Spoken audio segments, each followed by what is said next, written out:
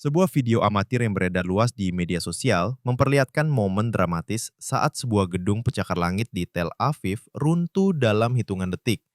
Peristiwa tersebut terjadi setelah gedung tersebut terkena hantaman langsung dari rudal yang diluncurkan oleh Iran. Adapun operasi itu merupakan bagian dari gelombang serangan balasan atas serangan Israel ke wilayah Teheran sebelumnya.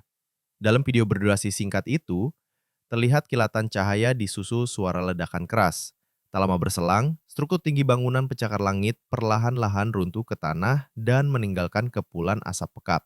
Warga sekitar yang merekam kejadian terdengar panik, sementara beberapa lainnya berteriak memperingatkan orang-orang agar menjauh dari lokasi. Hingga kini, belum ada konfirmasi resmi dari otoritas Israel mengenai lokasi pasti insiden tersebut maupun jumlah korban jiwa. Namun laporan media internasional sebelumnya menyebutkan bahwa Tel Aviv dan Yerusalem menjadi dua dari sejumlah kota besar di Israel yang menjadi target serangan. Sebagaimana diketahui, Iran kembali meluncurkan serangan rudal dan drone di hari kedua, tepatnya pada Sabtu 14 Juni 2025, malam waktu setempat. Iran sendiri mengklaim bahwa serangan tersebut merupakan tindakan pembelaan diri yang sah setelah fasilitas militer dan pemukiman sipil di Teheran diserang oleh Angkatan Udara Israel.